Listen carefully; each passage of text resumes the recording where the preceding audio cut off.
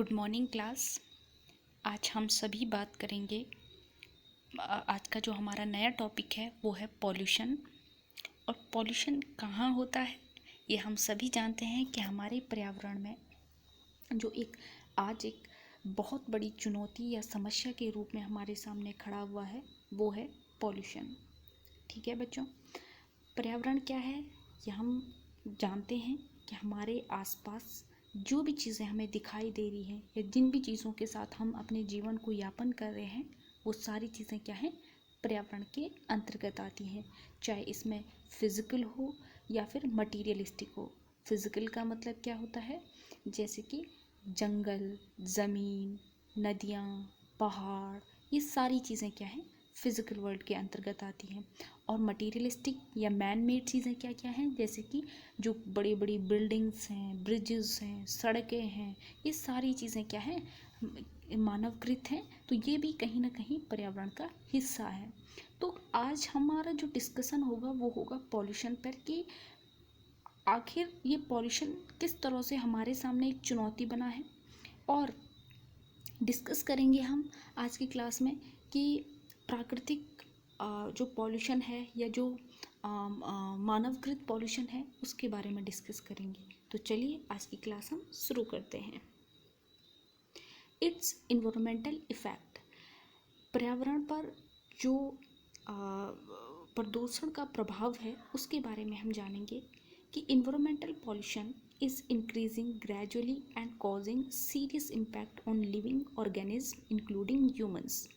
It can be reduced by microorganisms or plants that have biosynthetic pathway for the degradations of accumulations of environmental pollutant from soil and water, lack of genetics components in natural microorganisms or plants lessen their ability to degrade or accumulate pollutant and hence is currently released at high rate.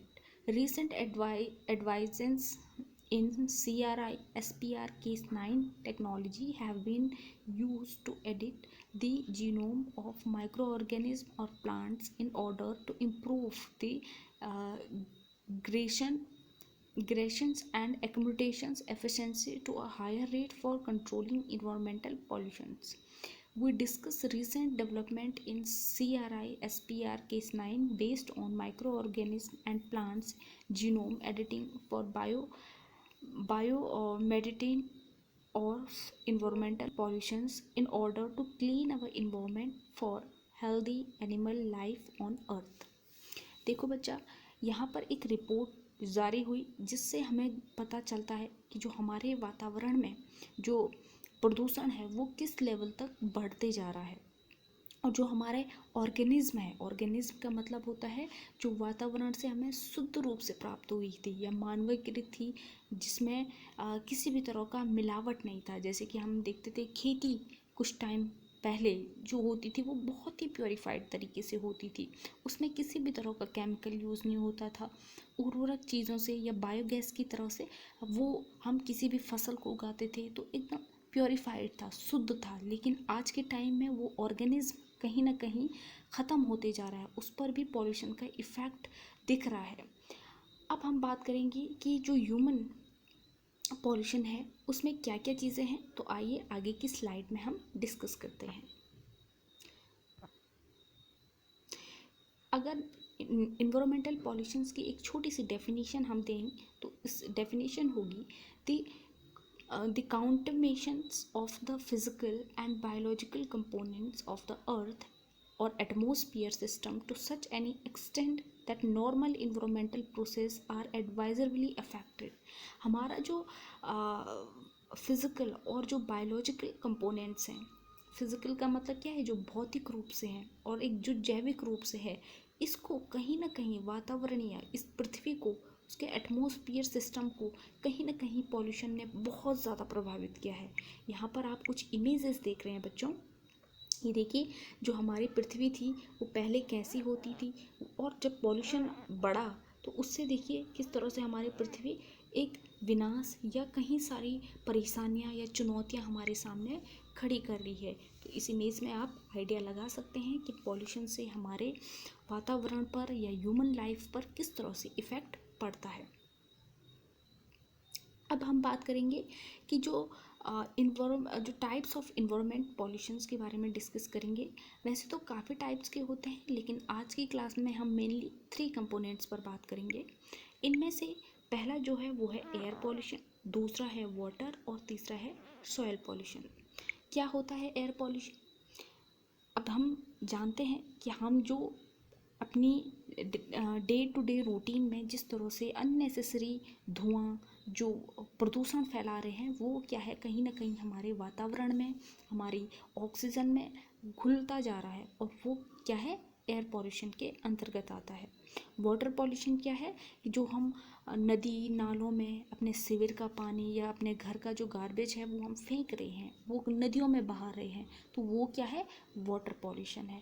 और soil pollution क्या होता है, जो हम मिट्टी में तमाम तरह के केमिकल्स का यूज़ कर रहे हैं, यूरिया का यूज़ कर रहे हैं, उससे क्या है, हमारी जो ज़मीन की, जो मिट्टी की उर्वरक क्षमता है वो ख़त्म होती जा रही है, और इससे हमें क्या हो रहा है, सॉइल पॉल्यूशन की चुनौती हमारे सामने खड़ी हुई है। तो एक एक करके हम सभी कंपोनेंट्स पर डिस्कस करेंगे। तो चलिए बच्चों, आगे की स्लाइड देखते हैं। एयर पॉल्यूशन क्या है, इसकी कुछ इमेजेस आपके सामने दिख रही हैं, ठीक है। इसमें जो पहली इमेजेस है, इसमें आप देखिए कि जो फैक्ट्रीज़ हैं, उन जो कुछ फैक्ट्रीज़ हैं उनसे कितना सारा धुआं रिड्यूस हो रहा है ना, पिक्चर में दिख रहा है आपको। तो इससे क्या हो रहा है, ये कहाँ जा रहा है, ये हमारे वातावरण में जा रहा है, ये हमारी ओजोन लेयर को इफ़ेक्ट कर रहा है। ओजोन लेयर क्या होती है, जो कि सूर्य की अल्ट्रावेव किरणों से पृथ्वी को बचा रहा है, ह्यूमंस को बचा रहा है। तो अगर हम इस तरह से ये धुआं रिड्यूस करेंगे तो वो उस ओजोन लेयर को उसको ख़त्म कर रहा है। तो ये हमारी जो पृथ्वी है उसके लिए एक बहुत बड़ी समस्या बन रही है, ठीक है। दूसरा हम देख रहे हैं, हमारे जो फॉरेस्ट हैं उसको हम किस तरह से जला रहे हैं, या जो हमारे जंगलों में आग लग रही है उससे जो धुआं है वो कहाँ जा रहा है, वो हमारे वातावरण में मिल रहा है, और उससे भी हमें काफ़ी सारे नुकसान झेलने पड़ रहे हैं। देखो बच्चों, जंगल को जलाने से पर्यावरणीय नुकसान तो है, लेकिन मानवीय नुकसान में भी एक और बहुत बड़ा नुकसान ये है कि देखिए, हमारा जो पूरा जीवन है वो कहीं ना कहीं जंगलों के साथ समावेश करके ही चलना होता है।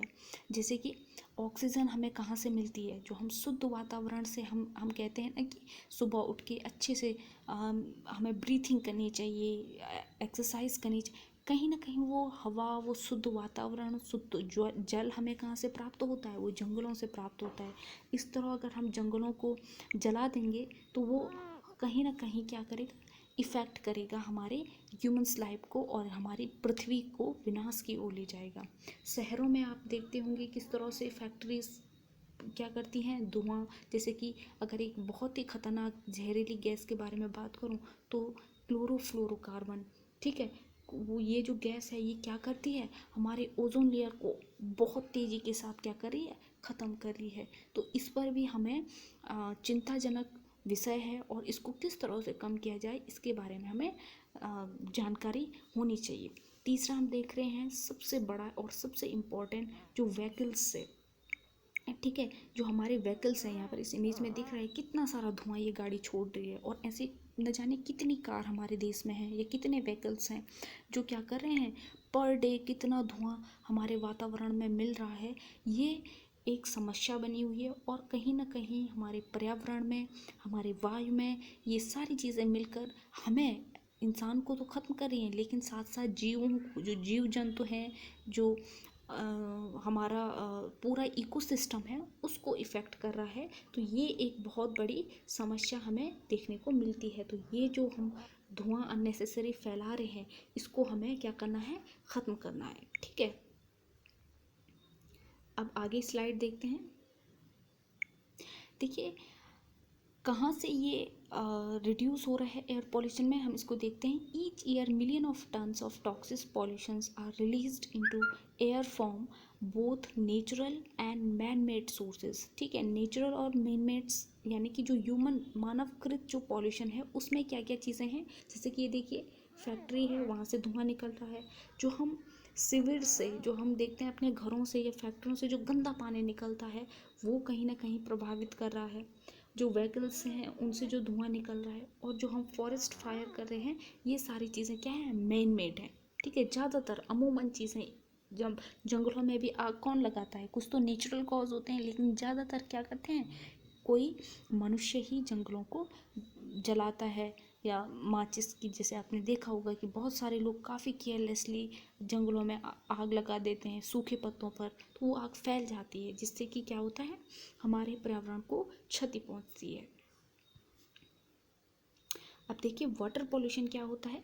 तो water pollution is the contaminations of water bodies like lakes, rivers, ocean, aquifer and groundwater. Water pollution occur when pollutants are discharged directly or indirectly into water bodies without adequate treatment to remove harmful components. देखिए water pollutions के अंतर्गत image में आप क्या देख रहे हो, ये देखो कितना सारा गंदगी हमने पानी में की है, और ये कोई नदी है। ठीक है, यहाँ पर भी दूसरी इमेज में भी आपको वही दिख रहा है कि कितना सारा हमने नदी में गंदगी फैला रखी है। हम अपने घरों से जो अपना घर का जो गार्बेज है हम वो नदियों में डाल देते हैं, या फिर हम क्या कर लेते हैं, अपने घर का जो सीवर वाटर है या गंदा पानी है, ठीक है, उसको भी हम नदियों में छोड़ देते हैं। तो ये सारी चीज़ें जो हैं वाटर को गंदा कर रही हैं, और उस पानी को जीव जंतु पीते हैं। जो पानी में रहने वाले छोटे छोटे जीव हैं उनको प्रभावित कर रहा है। और ये सारी चीज़ें क्या हैं, हमारे पर्यावरण के लिए बिल्कुल ही क्या है, विनाश की ओर ले जाने वाली चीज़ें हैं। तो हमें इस चीज़ को किस तरह से रोकना है, इसके बारे में हमें विचार करना है। अब ये देखिए, ये कुछ इमेजेस हैं जिसमें आप क्या देख रहे हो, ये देखिए कि ये कितना गंदा पानी हम नदी में छोड़ रहे हैं। देखिए काफ़ी ये रिड्यूस कर रहे हैं जो इस तरह की फैक्ट्रियों का पानी। दूसरी इमेज में भी आप देखिए, यहाँ पर भी वही सारी चीज़ें हमें देखने को मिल रही हैं कि काफ़ी सारा पानी हमने क्या किया है, नदियों में छोड़ दिया है। तो ये वाटर पॉल्यूशंस के अंतर्गत आती है। सॉइल पॉल्यूशन में मैंने जैसे कहा कि क्या क्या हो रहा है, कि जो हम केमिकल का यूज़ कर रहे हैं, ठीक है, उच्च पैदावार बढ़ाने के लिए, कि हमें जल्द से जल्द अच्छी किस्म के क्या मिले, अच्छी किस्म वाला फसल मिले। तो कैसे मिलेगा, हम उसमें ज़्यादा रासायनिक चीज़ों का यूज़ कर रहे हैं, केमिकल्स का यूज़ कर रहे हैं, जिससे कि हमारे खेतों की जो उर्वरा क्षमता है वो ख़त्म हो रही है। तो ऐसा ये सारी चीज़ें क्या हैं, सॉइल पॉल्यूशन के अंतर्गत आती हैं। तो आज का जो हमारा टॉपिक है वो यही है। आई होप आपको समझ आया होगा, और आपको ये टॉपिक अच्छे से याद होना चाहिए। ठीक है गाइस।